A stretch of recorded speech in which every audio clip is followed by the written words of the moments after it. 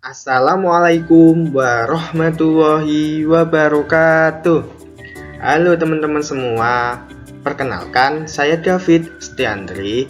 Pada kesempatan kali ini, saya akan membuat sebuah video pembelajaran IPA mengenai materi asam dan basa. Nah, video ini saya buat untuk memenuhi tugas mata kuliah Kapita Selekta IPA dengan dosen pengampu beliau Ibu Feni Widianti MBD. Oke, disimak ya videonya.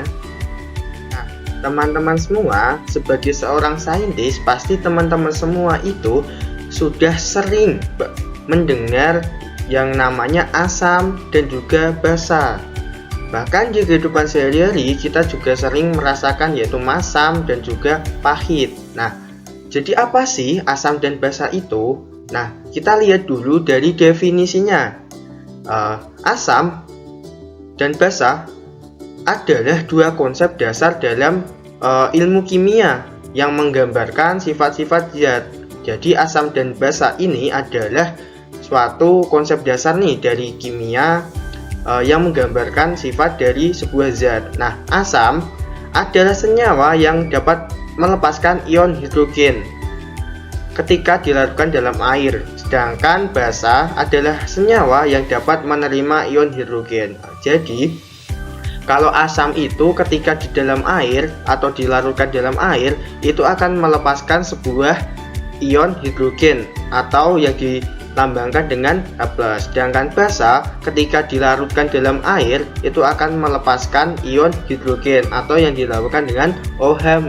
Nah, tingkat keasaman atau kebasaan suatu zat itu dapat diukur nih menggunakan skala pH. Nah, skala pH itu berkisar antara 0 sampai 14. Nah, jika suatu zat itu mendapatkan nilai pH di bawah 7, itu zat itu dikategorikan menjadi zat asam. Sedangkan jika nilai pH-nya itu di atas 7, itu dikategorikan menjadi basa. Nah, terus bagaimana kalau pH-nya itu pas di 7 nih? Nah, ketika suatu zat itu pH-nya pas di tengah-tengah di 7, itu disebut dengan netral. Seperti itu, teman-teman. Nah, setelah kita tahu nih definisi dari asam dan juga basa, kita masuk ke sifat-sifat asam dan basa. Jadi sifat-sifat asam dan basa itu dapat dikelompokkan menjadi 4, yaitu yang pertama kekuatan relatif, kemampuan ionisasi, perubahan warna indikator, dan juga daya hantar listrik. Nah, untuk kekuatan relatif, asam dan basa itu memiliki kekuatan relatif yang berbeda-beda nih. Ada asam kuat seperti asam sulfat dan juga basa kuat seperti natrium hidroksida. Nah, yang kedua kemampuan ionisasi. Nah, kita kan tahu nih dari definisi tadi bahwa kalau asam itu melepaskan ion hidrogen, sedangkan basa itu melepaskan ion hidroksida. Kemudian yang ketiga perubahan warna indikator. Jadi asam dan basa itu dapat menyebabkan perubahan warna pada indikator seperti kertas lakmus. Nah, jadi kalau asam itu dapat merubah kertas lakmus yang awalnya biru menjadi merah, sedangkan basa itu dapat merubah kertas lakmus yang awalnya merah menjadi biru. Kemudian yang keempat ada daya hantar listrik. Nah, larutan asam dan basa umumnya dapat menghantarkan listrik karena mengandung ion bebas. Dalam sejarah mengenai teori asam dan basa itu terdapat 3 ilmuwan yang sangat hebat dalam menciptakan teori-teori penemuan-penemuan mengenai asam dan basa. Nah, yang pertama itu ada teori dari Arrhenius pada tahun 1884. Nah, pada tahun 1884 itu ada seorang ilmuwan Swedia yang bernama Arrhenius itu memenangkan sebuah hadiah Nobel atas karyanya di bidang ionisasi. Nah, dia memperkenalkan pemikiran tentang senyawa yang terpisah atau terurai menjadi ion-ion dalam larutan. Dia menjelaskan bagaimana kekuatan asam dalam larutan aqua tergantung pada konsentrasi ion-ion hidrogen di dalamnya.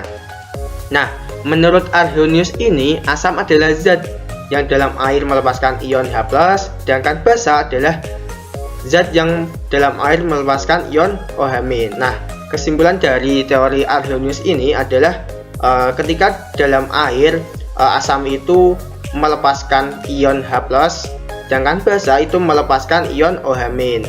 Seperti itu. Kemudian yang kedua yaitu teori dari asam basa Bronsted dan Lowry. Nah, menurut Bronsted dan Lowry, asam merupakan spesies yang memberikan proton, sedangkan basa adalah spesies yang menerima proton pada suatu reaksi pemindahan proton. Jadi kesimpulannya adalah kalau menurut Bronsted dan Lowry ini adalah asam itu adalah yang memberikan proton, sedangkan basa itu yang menerima proton. Itu. Kemudian yang ketiga, teori asam basa Lewis. Asam menurut Lewis adalah zat yang dapat menerima pasangan elektron atau yang disebut dengan aseptor pasangan elektron. Sedangkan basa menurut Lewis adalah zat yang dapat memberikan pasangan elektron atau yang disebut dengan donor pasang elektron. Teori asam basa Lewis lebih luas dibandingkan Arrhenius dan Bronsted Lowry, karena teori Lewis dapat menjelaskan reaksi asam dan basa yang berlangsung dalam pelarut air, pelarut bukan air dan tanpa pelarut sama sekali. Dan teori Lewis dapat menjelaskan reaksi basa dan asam yang tidak melibatkan transfer proton seperti BF3 dan NH3. Jadi kalau simpelnya teori asam basa Lewis ini adalah menjelaskan bahwa asam itu adalah yang menerima pasangan elektron atau yang disebut dengan aseptor, dengan basa adalah yang menerima atau donor. Nah, teori asam dan basa itu juga dibahas nih dalam agama kita, yang tertuang dalam ayat suci Al-Quran jauh sebelum ditemukannya oleh para ilmuwan-ilmuwan tadi. Nah, di dalam Al-Quran, teori mengenai asam dan basa itu tertuang dalam surat Az-Zumar ayat 21 yang berbunyi A'udzubillahi minasyaitonirrajim. Bismillahirrahmanirrahim. Alam taro annallaha anzala minas samaa'i ma'an fasalakahu yanabi hafil ardi summa yuhrijuhu bihi jar'an muftalifal wa nuhu summa yuhibuhu fatarohu musfaron summa yaj'aluhu khutama inna fi dzalika ladzikra liulil albab, yang artinya tidaklah engkau memperhatikan bahwa Allah menurunkan air hujan dari langit, lalu dia mengalirkannya menjadi sumber-sumber air di bumi. Kemudian dengan air itu dia tumbuhkan tanaman yang bermacam-macam warnanya. Kemudian ia menjadi kering, engkau melihatnya kekuning-kuningan. Kemudian dia menjadikan hancur berderai-derai. Sungguhnya pada yang demikian itu benar-benar terdapat pelajaran bagi ulul albab. Nah, konsep asam dan basa seringkali salah nih dipahami oleh beberapa masyarakat. Nah, terdapat beberapa konsep yang sejatinya itu salah, tetapi berkembang ke masyarakat dan itu sudah dibuat lumrah. Betul. Ada dua nih yang konsep yang sudah tersebar, tetapi konsep itu salah, yaitu yang pertama asam adalah zat yang rasanya asam dan basa adalah zat yang rasanya pahit. Nah, jadi konsep tersebut itu adalah salah.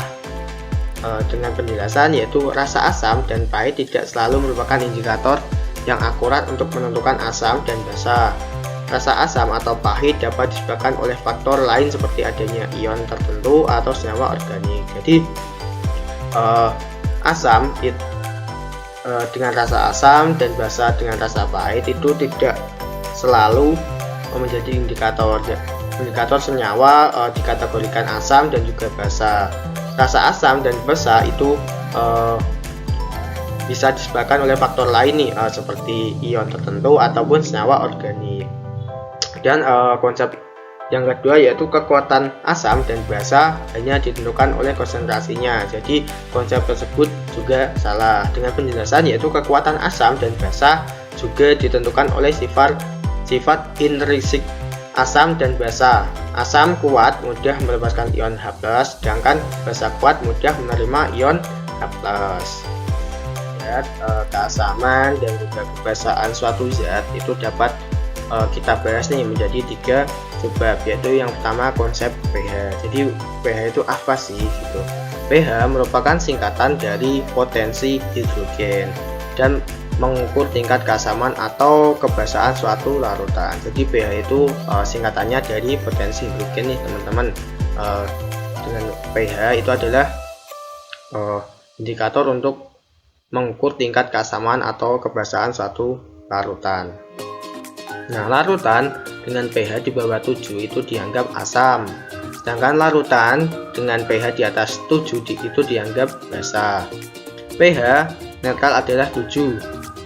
pH sangat penting dalam berbagai bidang, mulai dari kimia dan biologi hingga industri. Kemudian pengukuran pH. Pengukuran pH dilakukan menggunakan pH meter atau kertas indikator pH. pH meter adalah alat elektronik yang memberikan pembacaan digital langsung, sementara kertas indikator pH berubah warna sesuai dengan tingkat keasaman atau kebasaan larutan yang diuji. Jadi untuk menguji pH suatu larutan itu bisa menggunakan alat berupa pH meter atau kertas indikator.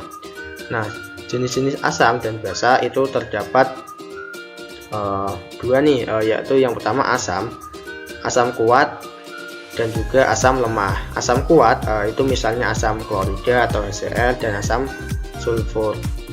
Kemudian asam lemah itu contohnya asam asetat dan asam karbonat. Kemudian basa kuat dan juga basa lemah, yaitu basa kuat seperti natrium hidroksida dan kalium hidroksida. Kemudian basa lemah contohnya adalah amonia dan natrium bikarbonat. Terima kasih, sekian dari presentasi dan juga video pembelajaran ini. Kurang lebihnya saya mohon maaf.